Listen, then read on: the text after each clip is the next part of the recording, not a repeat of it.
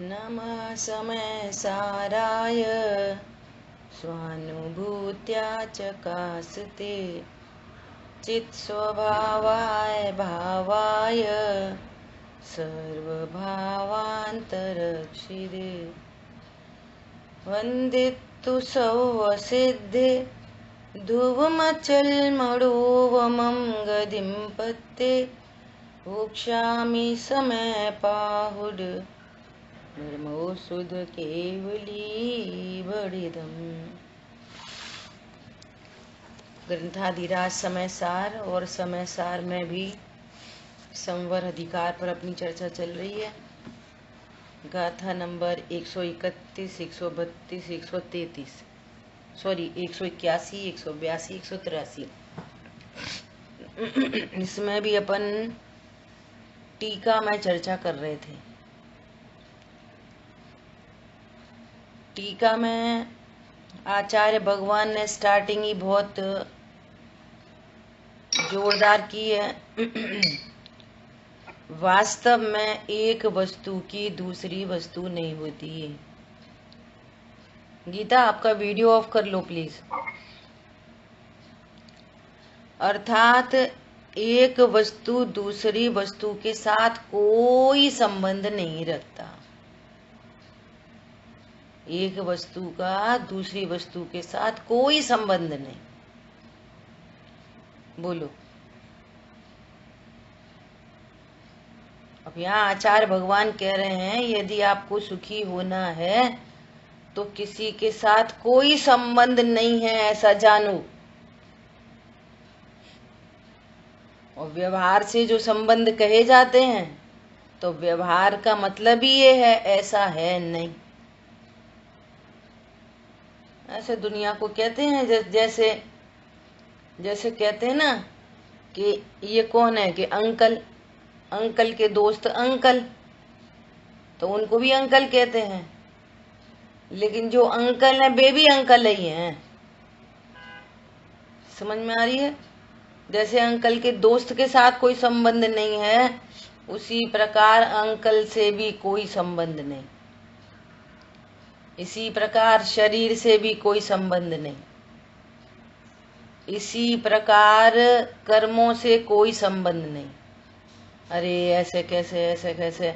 देखो आगम में लिखा है कर्म बंधे हैं, कर्म बंधे हैं,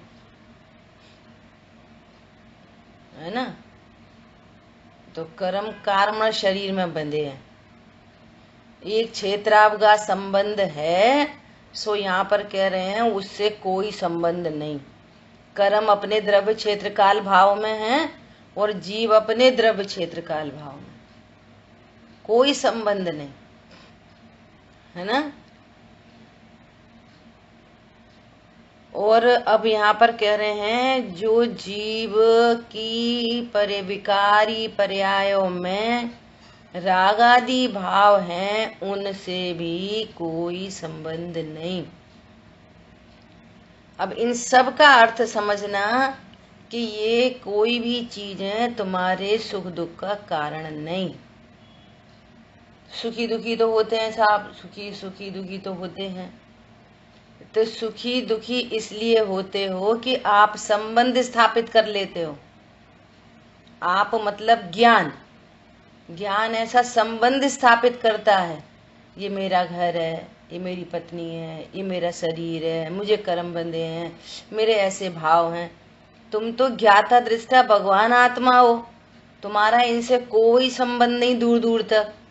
संबंध स्थापित होने पर दुख होता है और जहाँ कोई संबंध नहीं जानता तो फिर दुख उत्पन्न नहीं होता, आनंद होता है। बाहर में इन सारे परद्रव्यों में चाहे जैसा परिणमन हो इनसे मेरा कोई संबंध नहीं। बहुत से बहुत संबंध कहो तो ज्ञाता गे संबंध भले कहो, पर ज्ञाता गे संबंध में भी क्या संबंध बन जाता है? कोई संबंध नहीं बनता। तो बस ये संवर प्रकट करने की यहाँ बात चल रही है। इस जीव को अनादि से आश्रय बंध अर्थात दुख हुआ है परंतु उसने कभी भी संवर को प्राप्त नहीं किया। तो संवर प्रकट होने की अर्थात अनंत काल के लिए सुखी होने की यहाँ चर्चा चल रही है। ठीक है। एक वस्तु दूसरे वस्तु की क्यों नहीं होती? क्योंकि उनके प्रदेश भिन्न हैं। प्रदेश भिन्न है का अर्थ क्या? क्योंकि उनकी सत्ताएं भिन्न भिन्न हैं। आधार आदेश संबंध नहीं है। हाँ, क्रम से बात आनी है, क्रम से एकदम। जिस क्रम से आचार्य भगवान ने लिखा है उसी क्रम से आपको याद होना चाहिए। जब पूछेंगे तो करेंगे या तो फिर आगे पीछे बोलेंगे। तैयारी रखना बिल्कुल।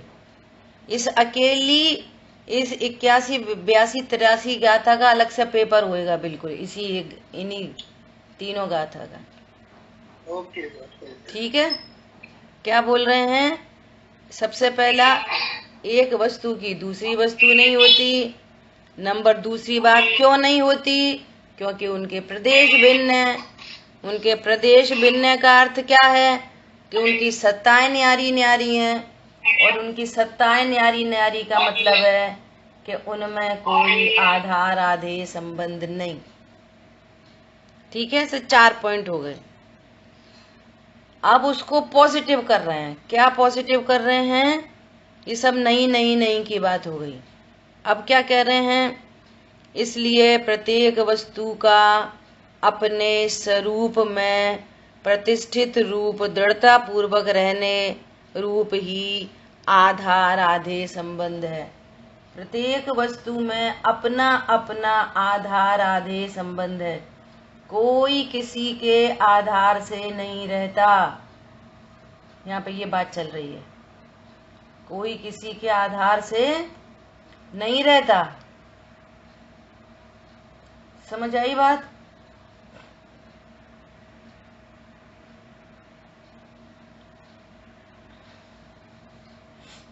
ऐसा कोई किसी के आधार से नहीं रहता। इसलिए ज्ञान है जो कि जानन क्रिया रूप अपने स्वरूप में प्रतिष्ठित है। ज्ञान अपने स्वरूप में ऑलरेडी प्रतिष्ठित है ना? वह जानन क्रिया ज्ञान से अभिन्न है। जानन क्रिया ज्ञायक से अभिन्न है। ज्ञायक जानन क्रिया से अभिन्न है। अर्थात ज्ञायक में सिर्फ जानन क्रिया होती है। ये वस्तु स्वरूप है। आप ऐसा नहीं जान रहे इसलिए दुख है, और ऐसा जानो तो संवर प्रकट हो। आत्मा में सिर्फ जानन क्रिया हो रही है, ओनली जानन क्रिया, और अपने स्वरूप में प्रतिष्ठित है, और उसका ज्ञान से अभिन्नत्व है। ज्ञान में ही है। देखो कितनी बार बोल रहे हैं, आधार आधेय संबंध नहीं, इसलिए अपने स्वरूप में प्रतिष्ठित है, इसलिए जानन क्रिया में प्रतिष्ठित है, और जानन क्रिया का ज्ञान से अभिन्नत्व है। 3 पॉइंट आ रहे हैं आधार आधेय संबंध के लिए। 3 पॉइंट। समझ आई बात? अब क्रोध आदि की बात कर रहे हैं। अब क्रोध आदि में अपन ने कल खूब चर्चा कर ली। क्रोध आदि में भी कह रहे हैं, क्रोध आदि जो कि क्रोध आदि क्रिया रूप है, अपने स्वरूप में प्रतिष्ठित है। वह क्रोधादि क्रिया का और उसका क्रोधादि के साथ अभिन्नत्व होने से क्रोधादि में ही है। क्रोध में ही है। क्रोध का क्रोध के साथ आधार आधेय संबंध है। क्रोध से अभिन्न है, वो अपने ही स्वरूप में प्रतिष्ठित है। देखो, क्रोध भी अपने स्वरूप में प्रतिष्ठित है। गजब की बात है। ज्ञान में प्रतिष्ठित है, क्रोध में प्रतिष्ठित है। ज्ञान का जानन क्रिया से अभिन्नत्व है, क्रोध का क्रोध क्रिया से अभिन्नत्व है। बोलो। अच्छा, कोई थोड़ा सा उपयोग लगा के, थोड़ा ज्ञान लगा के ये बता सकता है यहाँ पर कितनी क्रियाएं हो रही हैं? बोलो। हाँ, बताओ। जानन क्रिया हो रही है, और दूसरी कर्म निमित्त से जो क्रोधादि क्रिया है वो दो क्रिया है। यहाँ पे पूरे में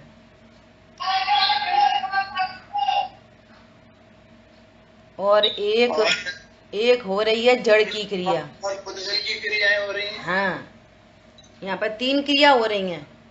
एक जड़ की क्रिया, एक क्रोध की क्रिया और एक ज्ञान की क्रिया। अब आपको ये पहचानना है कि इसमें मेरी क्रिया कौन सी है।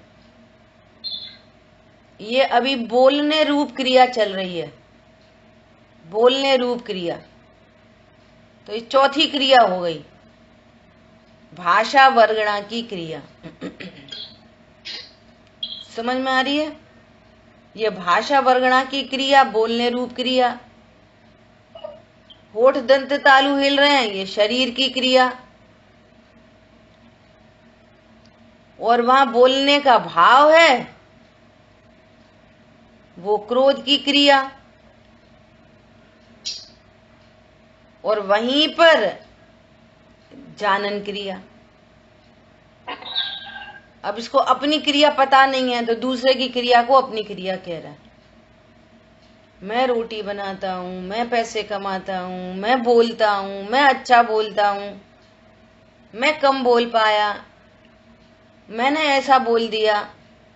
भैया, शब्द की क्रिया तुम्हारी क्रिया नहीं।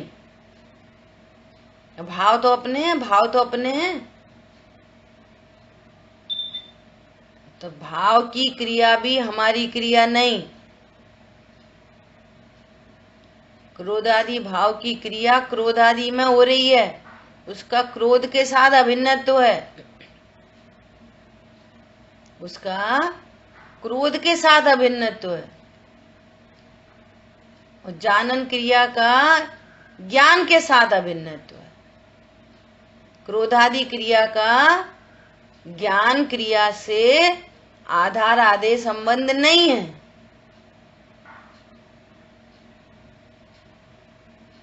क्रोध का ज्ञान आधार नहीं है, क्रोध ज्ञान के आधार से नहीं होता। देखो गजब की बात, क्रोध ज्ञान के आधार से नहीं होता।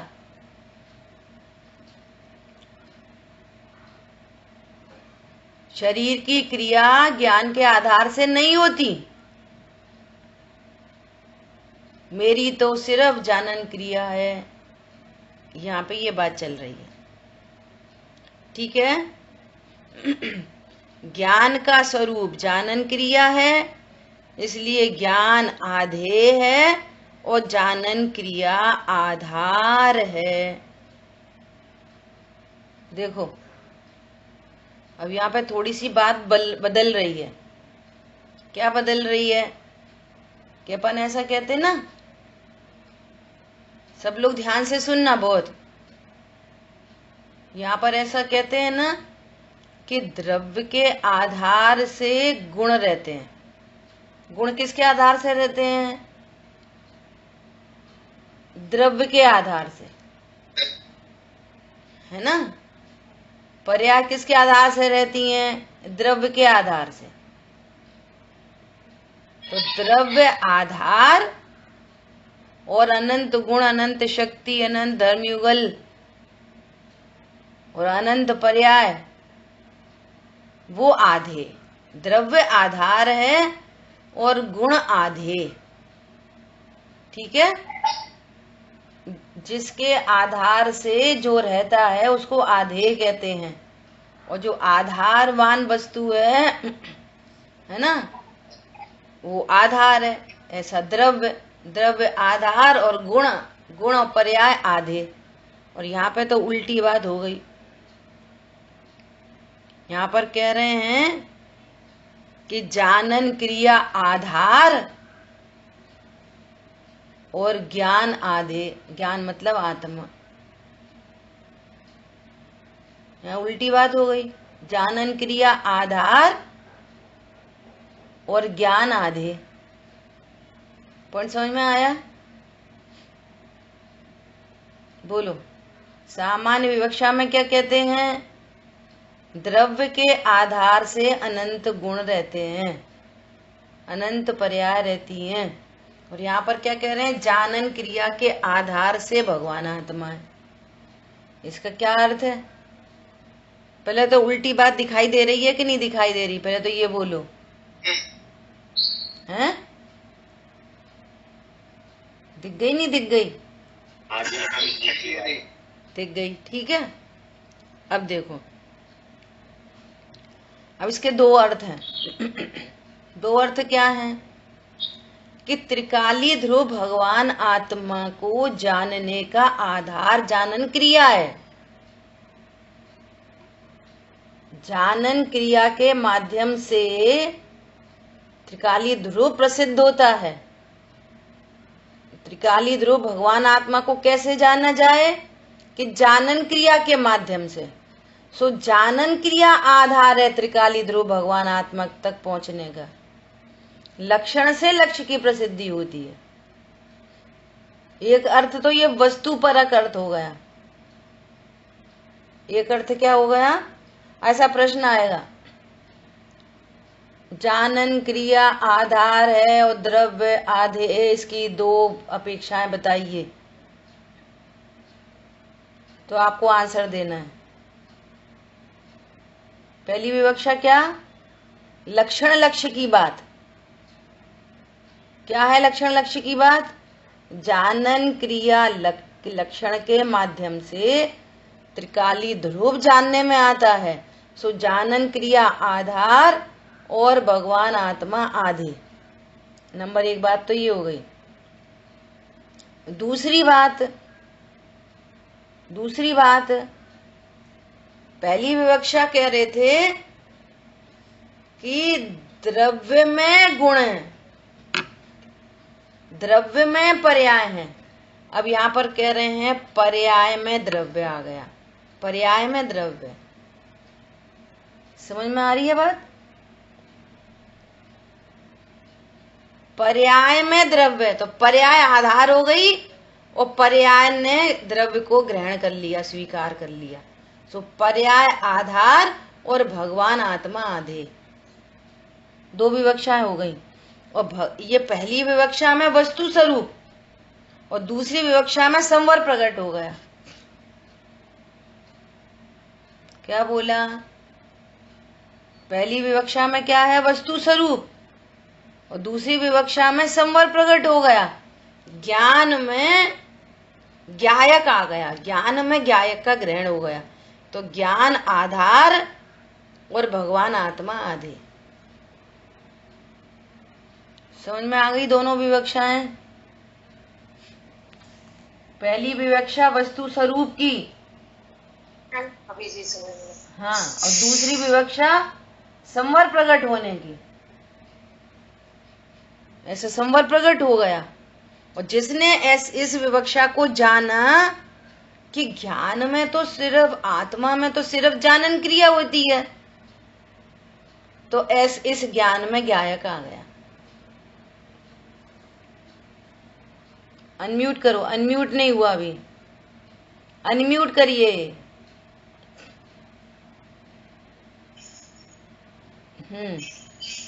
बार भाभी फिर से समझा दो एक बार। ज्ञान में जो भाई साहब बोल रहे हैं, ग्रहण हो गया।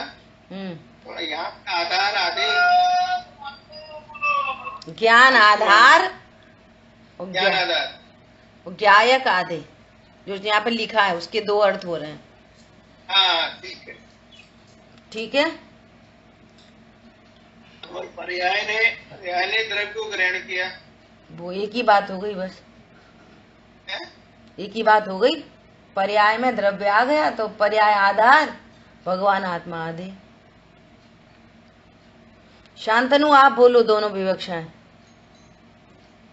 नहीं तो ये तो दोनों एक ही बात हो गई ना। हाँ, उसको ही अर्थ बता रहे हैं, उसी का अर्थ बता रहे हैं सरल करके।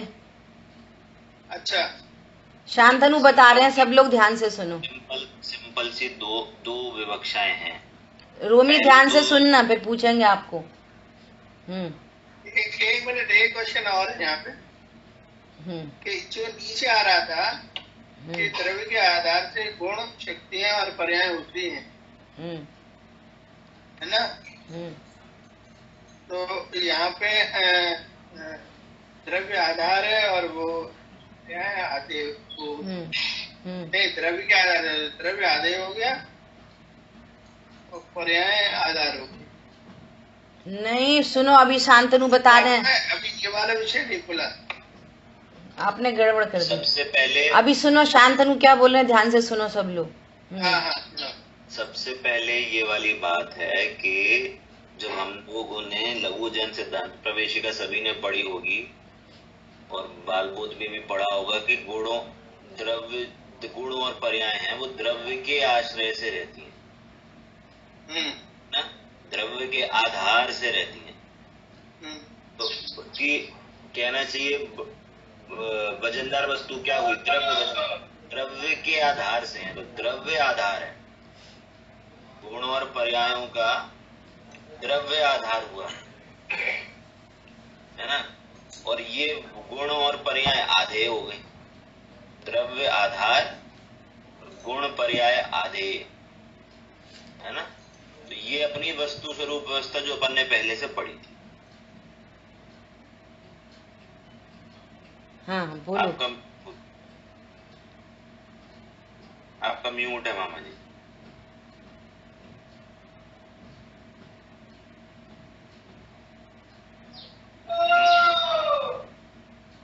जो आधार होगा, जो आधार है उसी को तो देखेंगे। देखो थाली, देखो थाली प्लेट है, प्लेट, और प्लेट के ऊपर वो रखी है रोटी, तो प्लेट आधार और रोटी आधे। अच्छा समझ में आ गई बात? रोटी प्लेट के आधार से है, ऐसा प्लेट आधार और रोटी आधे। ऐसे ही द्रव्य आधार द्रव्य के आधार से है ना। तो वैसे ही गुण पर्याय द्रव्य के आधार से हैं, तो द्रव्य आधार और गुण पर्याय आधे। ठीक है रोमी आंटी, ये क्लियर है आपको? अभी आपने बोला था कि जानन क्रिया जानना है जो है वो आधार। अभी तो ये जो पहली विवक्षा में क्या है वो अभी बताऊंगा मैं। पहले जो हमने ये पढ़ा है लघु जन सिद्धांत प्रवेशिका में, ये सेंटेंस क्लियर है कि नहीं? आधे और क्लियर है। हाँ क्लियर है, चलो आगे। हाँ क्लियर है, क्लियर ये है कि जो पर्याय और गुण है वो द्रव्य के आधार से रहते हैं। बहुत बढ़िया। तो पहली विवक्षा बिल्कुल क्लियर है। और दूसरी में संबर है वो भी क्लियर हो गया कि पर्याय में द्रव्य मतलब पर्याय में भी द्रव्य मतलब गाय ग्रहण हो गया उसे। ये उस पे आएंगे भैया, ये बहुत बढ़िया जी, उस पे भी आते हैं ना। तो ये तो लघु जन सिद्धांत प्रवेशिका आदि ग्रंथों में मतलब उसमें हमने ये सब पढ़ा था कि द्रव्य गुण पर्याय द्रव्य के आधार से रहती हैं। अब यहाँ पे क्या कह रहे हैं टीका में, यहाँ ब्रैकेट में लिखा है ज्ञान का स्वरूप जानन क्रिया है, इसलिए ज्ञान आधे है और जानन क्रिया आधार है। दिख रहा है सभी को? या जिनके पास जनवाणी है वो देख सकते हैं, है ना। यहाँ पे इसके दो अर्थ हैं। एक तो यहाँ पे लक्षण लक्ष्य की बात हो है यहाँ पे, और दूसरी जो संवर प्रकटता की बात है उसकी बात करिए, है ना। तो लक्षण लक्ष्य की बात में क्या कहते हैं कि जानन क्रिया के माध्यम से द्रव्य समझ में आता है, मिठास के माध्यम से चीनी जानने में आती है, खारेपन के माध्यम से नमक जानने में आता है। तो लक्षण हो गया आधार, लक्षण के माध्यम से वस्तु जान रहे हैं, और आधे हो जाएगी वो वस्तु जिसको हम जान रहे हैं। इसलिए जानन क्रिया आधार हुई और जो वस्तु है वो आधे हुआ। अजय भैया क्लियर है? दो विवक्षाएं हैं दूसरी वाली बात की। क्लियर है, क्लियर है। ठीक है मामा जी क्लियर है? हेलो, हाँ आवाज आ रही है? हाँ मैं बोलता हूँ कि जो एक तो वो वाली बात थी कि द्रव्य के आधार से गुण शक्तियाँ पर्याय, तो यहाँ एग्जाम्पल दिया कि रोटी प्लेट के आधार से, तो प्लेट के आधार, ये आधार रोटी आधे हो गया ऐसे गुण और शक्तियां जो है ये आधे हैं और द्रव्य जो है वो आधार है। एक तो ये बात है। दूसरे इसमें तो विवक्षाएं ये आई कि पर्याय ने द्रव्य को ग्रहण किया, यह ज्ञान में ज्ञान का ग्रहण हो। तो यहाँ स्वरूप की बात है, लक्षण लक्ष्य की बात है। तो लक्षण है ज्ञान, ज्ञान नाम है, और गायक है वो है लक्ष्य, वो आदे। बस ठीक है, बढ़िया।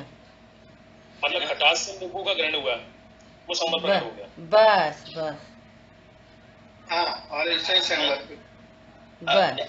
एक तो हुई लक्षण लक्ष्य की बात कि ये लक्षण लक्ष्य में ज्ञान क्रिया आधार है और द्रव्य आधे है। ये तो ये भी वस्तु स्वरूप की बात है ना। पर जब जो ज्ञान की पर्याय है, जब द्रव्य का आश्रय लेती है, जिस ज्ञान की पर्याय में द्रव्य का ग्रहण होता है, जब संवर प्रकट होता है तो ज्ञान की पर्याय आधार हो जाती है और द्रव्य की पर्याय आधे।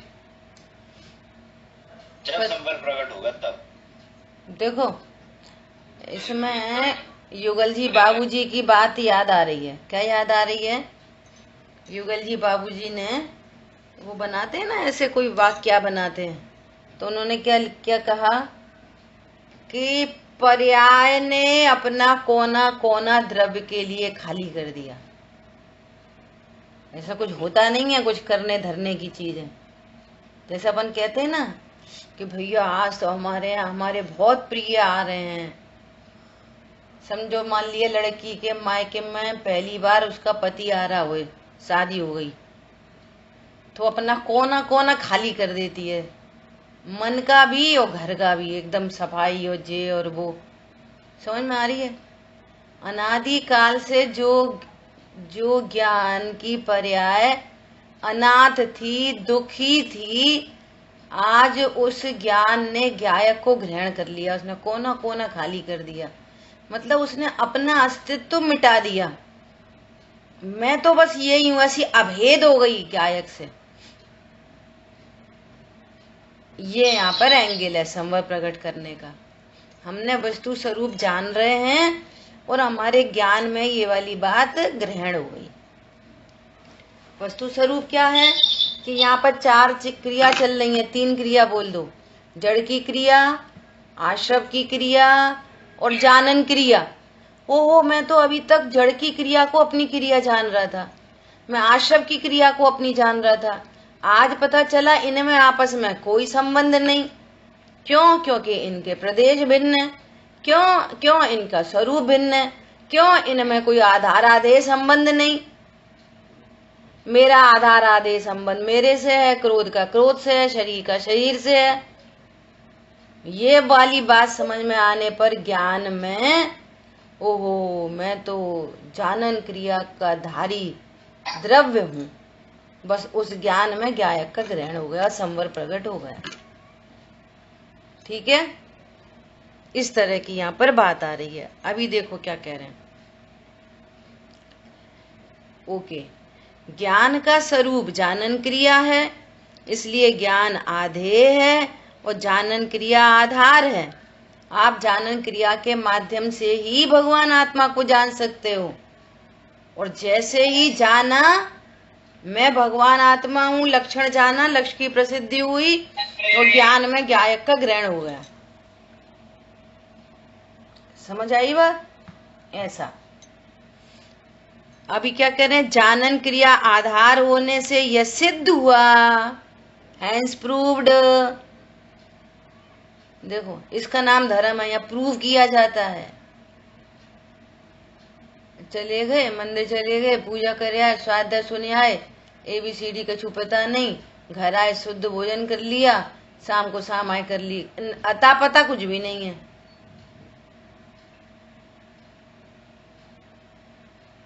बोले सिद्ध हुआ।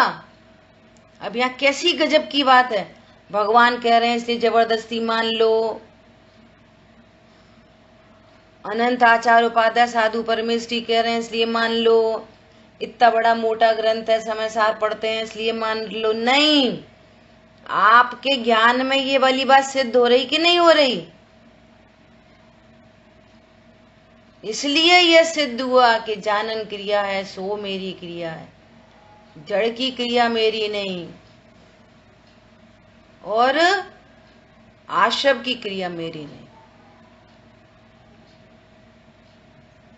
तो जानन क्रिया में ज्ञायक का ग्रहण हो गया। समझ आई बात? इसलिए यह सिद्ध हुआ, क्या सिद्ध हुआ? कि ज्ञान ही आधार है, क्योंकि जानन क्रिया और ज्ञान भिन्न भिन्न नहीं है, अभिन्न है। देखो यहाँ पर लक्षण और लक्ष्य की अभिन्नता की बात की है। क्यों की है? सुनो ध्यान से। एक दिन एक चर्चा आई थी ना विधि निषेध की। यहाँ पर संयोग, शरीर, कर्म, कषाय, इन चारों का निषेध करना है। तो जानन क्रिया की विधि होनी है, जानन क्रिया की विधि और उन सब का निषेध। तो क्या कह रहे हैं? ज्ञान और ज्ञायक अभिन्न है और ये सब मेरे से भिन्न है। अब तुम झट तो बोल देते हो, शरीर हमसे क्या है? भिन्न। कर्म भिन्न, संयोग भिन्न, कषाय भिन्न। अभिन्न किससे हो आप? ज्ञान से अभिन्न है। पॉइंट समझ में आया? ज्ञान से अभिन्न है। तो अब ज्ञान मैं तो ज्ञान हूं, बस ज्ञान ही ज्ञान भास रयो रे। बस अब कुछ नहीं, बस ज्ञान ही ज्ञान दिख रहा है। ज्ञान ज्ञान ज्ञान ज्ञान ज्ञान ज्ञान। पॉइंट समझ में आया? जानन क्रिया मेरी क्रिया है, मैं ज्ञान के साथ अभिन्न हूं। संयोग, शरीर, कर्म, कषाय, द्रव्य कर्म, भाव कर्म, नो कर्म से अभिन्न नहीं हूं। इसलिए ज्ञानी धर्मात्मा ऐसी रचना करते हैं, द्रव्य भाव नो कर्म शून्य।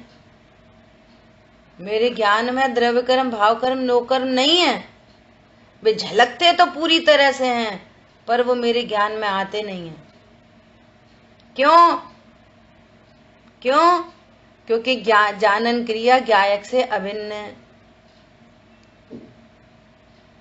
पॉइंट समझ में आया? ऐसा तात्पर्य यह है, इससे सिद्ध हुआ, सिद्ध हो गया। अब कंक्लूजन क्या निकला? क्या कंक्लूजन निकला? ज्ञान में ज्ञान है, उपयोग में उपयोग है, उपयोग में द्रव्य कर्म, भाव कर्म, नो कर्म नहीं। ये इसका कंक्लूजन निकला इतनी चर्चा का। अब मैं कौन हूं? मैं कौन हूं? ज्ञान हूं, बस ज्ञान को वो ज्ञायक को। समझ आ रही बात? ये तात्पर्य निकला, इसका कंक्लूजन ये निकला पूरी चर्चा का। इसी प्रकार क्रोध में ही, क्रोध ही है, क्रोध में ही है। क्रोध ज्ञान में झलक रहा है, लेकिन क्रोध में है और ज्ञान में। बोलो, क्रोध में है, ज्ञान में। अब क्रोध को जाना गया है कि क्रोध किया गया है? बोलो, जब क्रोध के साथ कोई संबंध नहीं है, क्रोध जाना गया है कि किया गया है? बोलो, मात्र जाना गया, किया नहीं गया, किया नहीं है। अभी थोड़े दिन पहले बात की थी ना, थोड़े दिन पहले, कैसा संबंध नहीं है, कोई संबंध नहीं है। क्यों? क्योंकि ये भेद ज्ञान की पर्याय, जो भेद ज्ञान के लिए उद्यमी है। और चारित्र की पर्याय में, बैकग्राउंड में चारित्र की पर्याय में क्रोध, मान, माया, लोभ उत्पन्न हो रहे हैं क्रम से। जब क्रोध होएगा तो मान नहीं होएगा, मान होएगा तो लोभ नहीं होएगा। ये क्रोध, मान, माया, लोभ चल रहे हैं पीछे। और हर कषाय अंतर्मूल तक टिकती है, उसके बाद अपने आप ही चली जाती है। अब जो खुद ही टिकती है और खुद ही चली जाती है, तो बोलो कैसे तो आप रोकोगे और कैसे भगाओगे? जब वो टिकती ही है तो भगाओगे कैसे? और जब खुद ही चली जाएगी तो उसको भगाना क्या है? क्या बोला? कितनी इंपॉर्टेंट बात है। जो अंतर्मूल तक टिकेगी उसको भगाओगे कैसे? नहीं भैया, परिणाम सुधारो, परिणाम सुधारो। यहाँ पर कह रहे हैं परिणाम का ज्ञायक से कोई संबंध नहीं। तो फिर खूब करो, ये तुम्हारी पागलपंती है। ज्ञायक बता रहे हैं तो मैं करने की बात किधर से आई? आचार्य भगवान ये बता रहे हैं कि तुम शरीर नहीं हो, तुम क्रोध नहीं हो, तो खूब करो की बात कहां से आ गई? यहाँ पर कह रहे हैं कर सकते नहीं है, उससे कोई संबंध नहीं है, वे होती हैं, तो खूब करो किधर से आ रहा है? अब हम क्या करें, वो तो हो रही है। तो तुम कौन हो पहले ये बताओ, तुम कौन हो? अरे बताओ, वो पत्नी कोई उल्टा सीधा बोलेगी तो गुस्सा नहीं आएगी? कि जरूर आएगी, तुमको ही आएगी। और किन को आएगी? और बंद किसको होगा? तुमको ही होगा। यहाँ पे बता रहे हैं कि पति पत्नी होते ही नहीं विश्व में। क्या बोला? आप कौन हो, पति के ज्ञायक? कौन हो? पति हो के ज्ञायक हो? ज्ञायक है। तुम पिता हो के ज्ञायक हो? ज्ञायक है। बताओ, समझ में आ रही है बात? ज्ञान ज्ञान का है, क्रोध क्रोध का है, शरीर शरीर का है, संयोग संयोग के हैं। पूरी स्थापना बदल जाए, ऐसे आंख खुल जाए एकदम से। खुली तो यानी बंद है, ये आंखों की बात नहीं कर रहे, उपयोग की आंख होती है। समझ में आ रही है? उपयोग में ज्ञायक का ग्रहण हो जाए। कोई कुछ कहता है तो गुस्सा तो आती ही है। कौन क्या कहता? कोई कोई। अरे मैं भगवान आत्मा हूं, शब्दों का ज्ञान होता है, शब्द मेरे ज्ञान में प्रवेश नहीं करते। शब्द की क्रिया न्यारी है, जानन क्रिया न्यारी है। बस एक बार अपने को द्रव्य गुण पर्याय से स्वीकार करो, विश्व की बड़ी से बड़ी समस्या छूमंतर हो जाती है। विश्व की बड़ी से बड़ी समस्या, एग्जैक्टली तो कोई समस्या नहीं है, परिणमन मात्र है। वास्तव में तो कोई समस्या है ही नहीं। कौन बिगाड़े कौन सुधारे, परिणमते हैं सब द्रव्य न्यारे। मिला जिन वाणी से ज्ञान, ज्ञायक महान। मैं हूँ महान। कोई शरीर में जरा सा कुछ रोग हो गया तो दीन देख रहे है महान, और देख रहे दीन। जैसा मेरा शरीर के साथ आधार आदि संबंध है। मिथ्या दृष्टि मानता है कि मैं शरीर के आधार से जीता हूं। क्या बोला? अब देखो कट रही चल रही शरीर है, तब तक है, अब ठीक है। मिथ्या दृष्टि क्या मानता? सारे आधार आदि संबंध उल्टे सीधे हैं। मिथ्या दृष्टि क्या मानता है? कि मैं शरीर के आधार से रहता हूं। मिथ्या दृष्टि मानता है कि मैं कषाय के आधार से रहता हूं। कषाय नहीं करेंगे तो कैसे काम चलेगा? दुनिया कषाय के आधार से चलती है, पूरी दुनिया। पॉइंट समझ में आ रहा है? यहाँ पे क्या बात चल रही है? Hence proved. तात्पर्य यह है कि ज्ञान ज्ञान में ही है, अनादि अनंत सभी जीवों का। सुनो ध्यान से, करना कुछ नहीं है, नथिंग टू डू।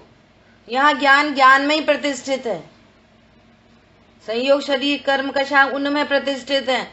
उनने ज्ञायक का कुछ नहीं किया, ज्ञायक ने उनका कुछ नहीं किया। ज्ञान ज्ञान में प्रतिष्ठित है। अब बात ये, अब जिस ज्ञान ने इसको स्वीकार किया उसको संवर प्रकट होता है। क्या बोला? जिस ज्ञान ने ये वाली बात में यस डाली, बस है कि मात्र प्रतीति अनुभव है, और बस विश्वास हो गया। ज्ञान हुआ और विश्वास हुआ। अब कुछ नहीं करना, बस स्थिरता से शिव होना है। स्थिरता बढ़ती जाएगी, भगवान बन जाएंगे। है कि मात्र प्रतीति अनुभव। समझ आई बात? क्या कह रहे हैं? क्रोधादि क्रोधादि में है। अब कितनी गजब की बात है। धमला जी पुस्तक से बताई थी, देखो एक बार वो पढ़ते। ये उठाना ब्लू वाली पुस्तक। अच्छा तुम देखो धमला जी पुस्तक में क्या बताया। ये बताया कि पहला गुण स्थान है और क्रोध चल रहा है, पीछे बैकग्राउंड में क्रोध चल रहा है। समझ में आ रही है बात? और ज्ञान में ये पूरी बात चल रही है, और ज्ञान में ज्ञायक का ग्रहण हो गया, चौथा गुण स्थान हो गया, और ये क्रोध कंटिन्यू चल रहा है। अंतर्मूर्तक रहता है ना। तो अभी अभी समझो कि जब तत्व निर्णय सामायिक करने बैठा कोई जीव, तब मान कषाय चल रही थी, और सामायिक हुई और वो क्रोध में बदल गई। और उस जिस समय क्रोध में बदली, उसी समय उसको एक दो समय के बाद सम्यक दर्शन हो गया, और वो क्रोध कंटिन्यू, वो अंतर्मुत रहना है ना, तो वो कंटिन्यू हो गया, और गुण स्थान बदल गया, क्रोध पीछे कंटिन्यू हुआ, और उसकी जाति अपने आप बदल गई, अनंतानुबंधी से अपने आप अप्रत्येकान बदल गई। तुम्हें कुछ बदलनी पड़ती है क्या? कुछ नहीं करना पड़ता, वो कर्मों की जाति अपने आप बदल जाती है। देखो आपको पढ़ के सुना रहे। अरे इस बात को दोबारा समझाइए। हाँ पढ़ के सुना रहे ना। हाँ। उसमें ऐसे ही करके लिखा ही हुआ है, देखो।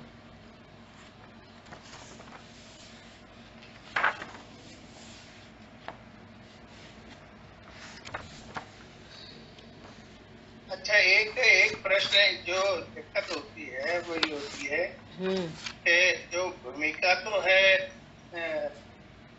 विद्या दृष्टि की कह लो, जो भी है, तो उसी स्थिति में हमारा निर्णय कैसा होना चाहिए, वेद ज्ञान कर जाए।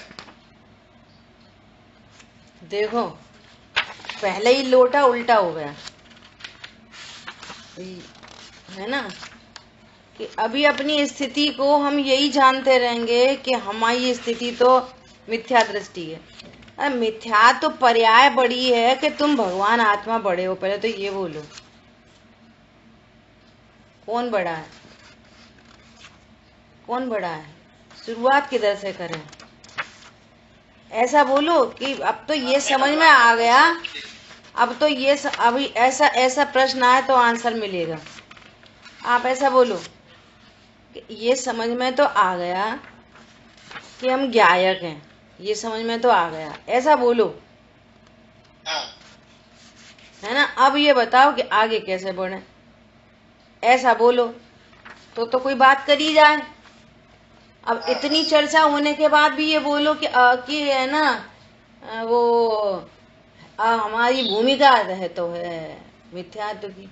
बोलो मिथ्यात्व को रहते तुम ज्ञायक की क्या भूमिका होती है? जितने जीवों ने स्वरूप समझा है मिथ्यात्व के काल में ही समझा है, और मिथ्यात्व के काल में ये निर्णय किया है मैं ज्ञायक हूँ। हाँ तो पॉजिटिव वे से बात करो, नहीं पॉजिटिव से। तो बस ज्ञायक जिसको ज्ञायक का निर्णय होने पर पर्याय आदि को वो भूल जाता है।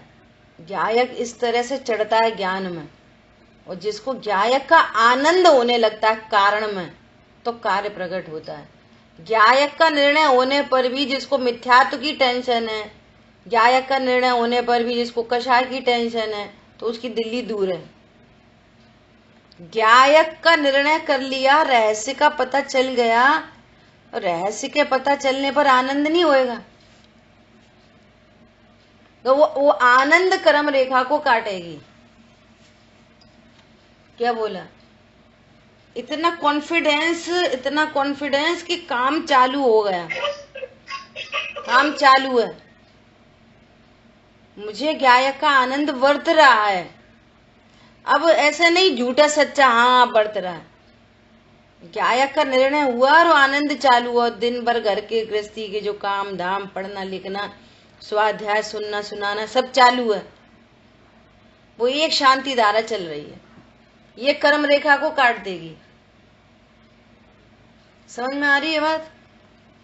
देखो धवला जी पुस्तक से पढ़ के बता रहे, एक मिथ्या दृष्टि जीव, सुनना ध्यान से, मैं इसको बहुत बार पढ़ चुकी पता है, और सब क्लास में सुना चुकी।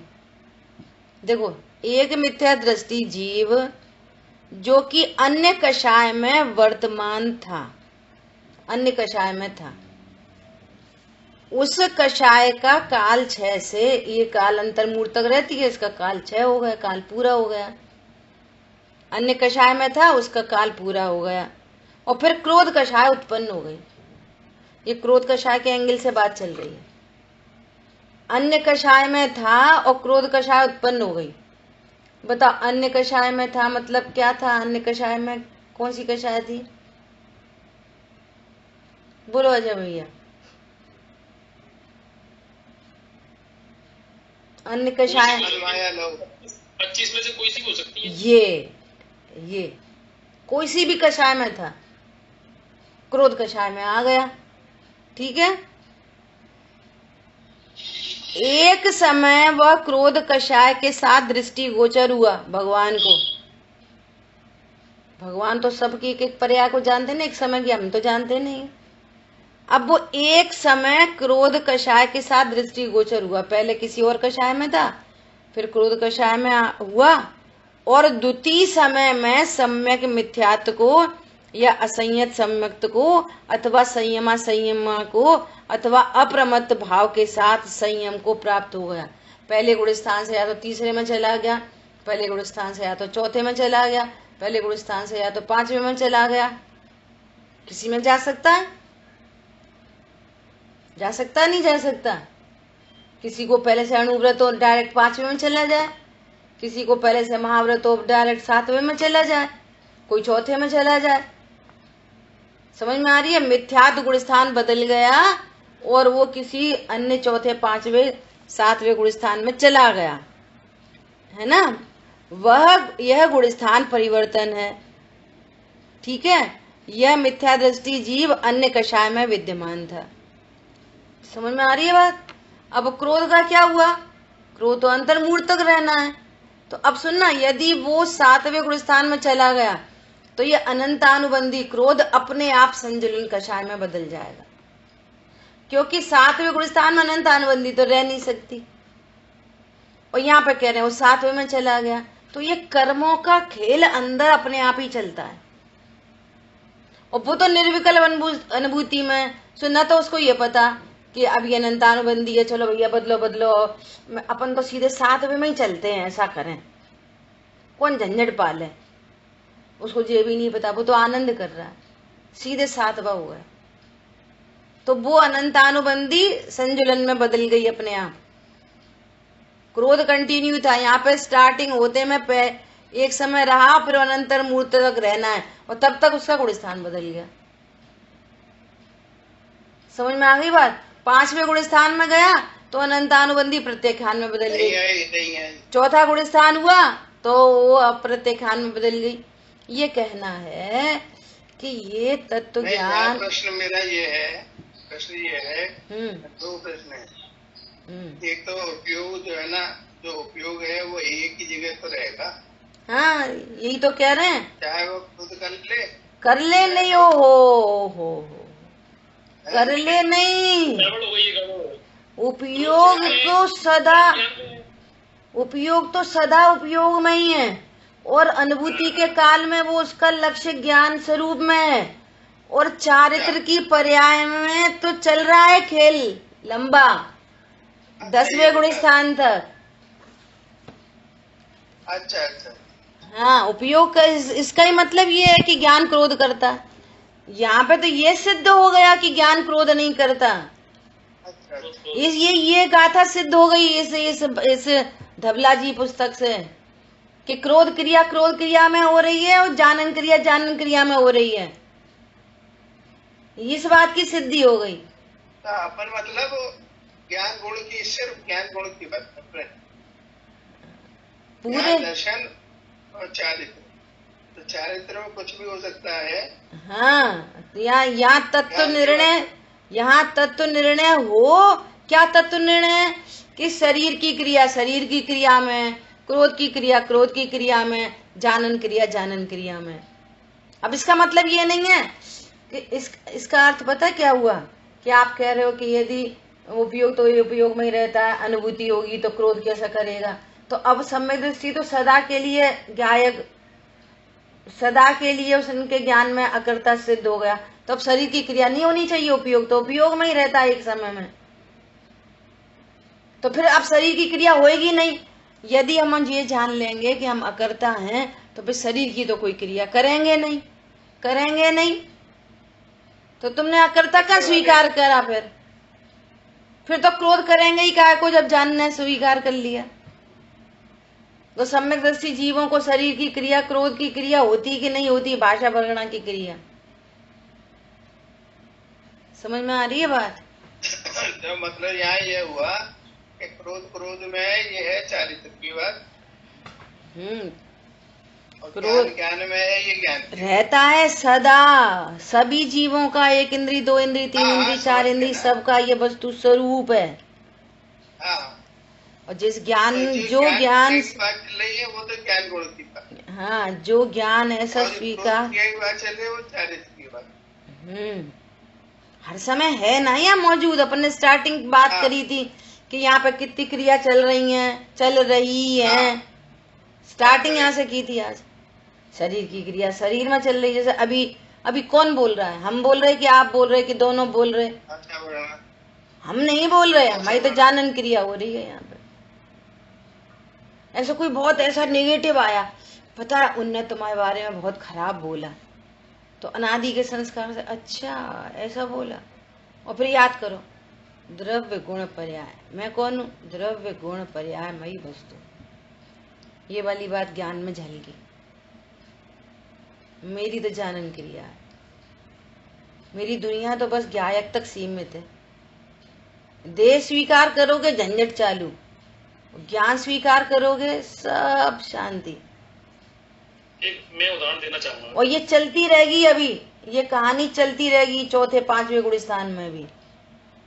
ऐसा नहीं अभी तत्व निर्णय में चलेगी, 4थे 5वें गुण स्थान में भी चलती रहेगी झंझट। ये फिर चीटी गिरती है, फिर चढ़ती है, फिर गिरती है, फिर चढ़ती है, फिर गिरती है, फिर चढ़ती है, चढ़ जाती है। ये चलती रहेगी कहानी। हाँ अजय भैया बोलो। जैसे राजा सैनिक जो है क्रोध में घर से निकले, जब उनके गुरु के साथ दुर्व्यवहार हुआ तो घर से निकले। अब थे तो क्रोध में, उस समय भी वो अपने घोड़े को जान रहे थे, अपने को भी जान रहे थे, और चलते हुए जा रहे थे तो मुनिराज को भी जान रहे थे कि कौन के ऊपर क्रोध भी किया तो भी जान रहे थे। क्रोध हुआ, अलग होता है, थोड़ा सा सही कर लो। क्रोध हुआ, जान रहे थे, बस किया नहीं, जान रहे थे। बहुत बढ़िया। ऐसे ही हम प्रति समय क्या करते हैं? जानते हैं। इसलिए जल लक्षण को बीच में खड़ा करना पड़ता है। वो आगे बढ़ने के लिए बोलेंगे कि हम जानते भी नहीं क्या है। इसलिए अभी जानन क्रिया की विधि चल रही है और द्रव्य भावना कर्म का निषेध चल रहा है। फिर और ऊपर बढ़ना है तो जानन क्रिया का भी निषेध और ज्ञायक की विधि, ऐसा विधि निषेध। समझ आ गई बात? बिना जानन क्रिया की लक्षण की बात करे बात ही नहीं बनेगी। इसलिए वे पॉइंट्स तो ऐसे रटे रटाए हैं। तुम अपने को जानने वाला जानोगे तो 3 प्रकार से कैसे वेद ज्ञान होता है? जिनमें ज्ञान नहीं वो मैं नहीं, जिनको मैं ज्ञाता हूँ इसलिए करता नहीं, और जिनको जानता हूँ मेरे ज्ञान में आते नहीं इसलिए शुद्ध हूँ। हर गाथा में फिट कर लो तीनों पॉइंट, हर गाथा में भी तीनों फिट कर लो। हर गाथा में वस्तु स्वरूप का ज्ञान, रहस्य का विशेष ज्ञान और ज्ञान में ज्ञायक का ग्रहण होता है। ये भेद ज्ञान की 3 परिभाषा सब हर ये मास्टर की है, बस ये समझ लो। ये चाबी किसी गाथा में लगा दो, हर गाथा से संवर निकलेगा। पंडित साहब की पूजन पढ़ोगे ना, हर पूजन से यही निकलेगा। हर पूजन से ज्ञान श्रद्धा चार की पर्याय निकलेंगी। देख लो, जब से स्वसन्मुख दृष्टि हुई, दृष्टि मतलब सम्यक दर्शन, श्रद्धा की पर्याय अविनाशी ज्ञायक रूप लखा, लखा मतलब जाना, सम्यक ज्ञान, शाश्वत अस्तित्व स्वयं का लख कर ज्ञान, जन्म मरण भय दूर हुआ, सम्यक चारित्र, भय दूर हुआ, निर्भयता प्रकट हो गई, ये संवर है। आशा बंद मिट गए, संवर निर्जरा प्रकट हो गई। हर जगह मिलेगा, हर जगह, हर जगह। ठीक है, शेष चर्चा अपन आगे करेंगे। हेलो, हाँ जी, ये धवला जी का ये जो क्वेश्चन है जरा फिर से। हाँ ठीक है, शांत। ओके। जिन वाणी के ज्ञान से सूझे लोकालोक, सो वाणी मस्तक नमो सदा देत हूँ धूप। बोलिए द्वाशामयी जिनवाणी माता की जय हो। जय जिनेन्द्र सभी को। जय जिनेन्द्र। जय जिनेन्द्र। जय जिनेन्द्र।